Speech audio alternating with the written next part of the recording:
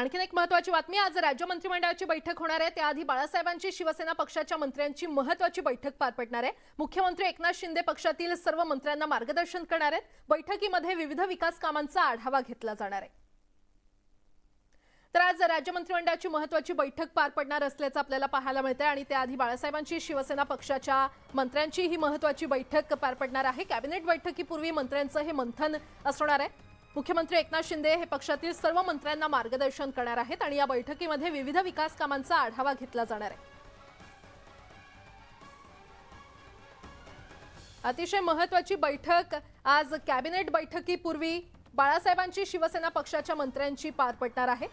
मुख्यमंत्री एकनाथ शिंदे यांच्या नेतृत्वाखाली या बैठकीचं आयोजन करण्यात आलेलं आहे आणि या बैठकीत मुख्यमंत्री एकनाथ शिंदे हे पक्षातील सर्व मंत्र्यांना मार्गदर्शन करणार आहेत। बैठकीमध्ये विविध विकास कामांचा आढावा देखील घेतला जाणार असल्याचं कळतंय। एकंदरीतच या कॅबिनेट बैठकीपूर्वी मंत्र्यांचं मंथन होणार आहे। वळूयात पुढच्या बातमीकडे। भाजप नेते किरीट सोमय्या आज नवा बॉम्ब फोडणार आहेत। ठाकरे सरकारचा नवा घोटाळा समोर आणणार असल्याची माहिती त्यांनी स्वतः ट्विटरवरून दिलेली आहे।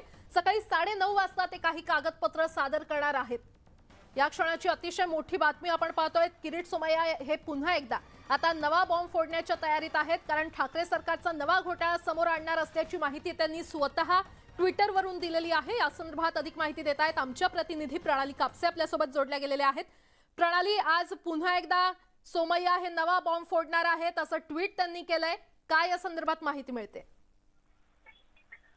ठाकरे सरकारमधल्या म्हणजे महाविकास आघाडी सरकारमधल्या आणखी एका मंत्र्याचा आज पर्दाफाश करणार आहे असं त्यांनी जाहीर केलेलं आहे। मुख्यमंत्री हा जो कोणी नेता आहे किंवा हा जो कोणी मंत्री आहे याच्या प्रॉपर्टी अटॅचमेंटच्या संदर्भामध्ये एक मोठी घडामोड घडलेली आहे। म्हणजे त्या व्यक्तीची प्रॉपर्टी जी आहे ती सील करण्यात येणार आहे आणि त्यामुळे एक मोठा खुलासा आज पुन्हा एकदा किरीट सोमय्या करणार आहे। यापूर्वी अनेक आपण बघितले होते की ठाकरे सरकारमधले घोटाळे किरीट सोमय्या यांनी बाहेर काढलेले होते आणि आज सकाळीच त्यांनी पुन्हा एकदा ट्विट करून आणखी एक नवीन घोटाळा आपण बाहेर काढणार असल्याचं म्हटलेलं आहे। त्यामुळे यावेळेला जुन्याच मंत्र्याचा नवीन कारनामा त्यांच्या रडारवर आहे का किंवा एखाद्या नवीन व्यक्तीचा घोटाळ्याच्या बाहेर काढतायत हे बघणं उत्सुकतेचे ठरणार आहे। निश्चितच प्रणाली, धन्यवाद या सविस्तर माहितीसाठी।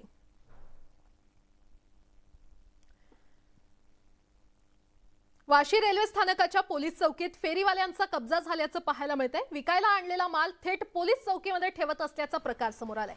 या परिसरात फेरीवाल्यांचा सुळसुळाट झाला असून त्याकडे पालिकेचं सपशेल दुर्लक्ष होत असल्याचं पाहायला मिळतंय। वाशी रेल्वे स्थानकावरचा हा प्रकार आपण पाहतोय। वाशी रेल्वे स्थानकाच्या पोलीस चौकीत फेरीवाल्यांनी कब्जा केलाय। विकायला आणलेला माल थेट पोलीस चौकीमध्ये ठेवत असल्याचा हा प्रकार समोर आलाय। त्याची काहीही दृश्य देखील आपण पाहतोय। या परिसरात फेरीवाल्यांचा सुळसुळाट एक प्रकारे झालेला पाहायला मिळतोय आणि त्याकडे पालिकेनं मात्र सपशेल दुर्लक्ष केलेलं आहे। अधिक माहिती देत आहेत आमचे प्रतिनिधी प्रमोद पाटील आपल्यासोबत जोडले गेलेले आहेत। प्रमोद, या वाशी स्टेशन परिसरात फेरीवाल्यांचा विळखा पाहायला मिळतोय आणि पालिका यावर काहीच कारवाई करत नाहीये।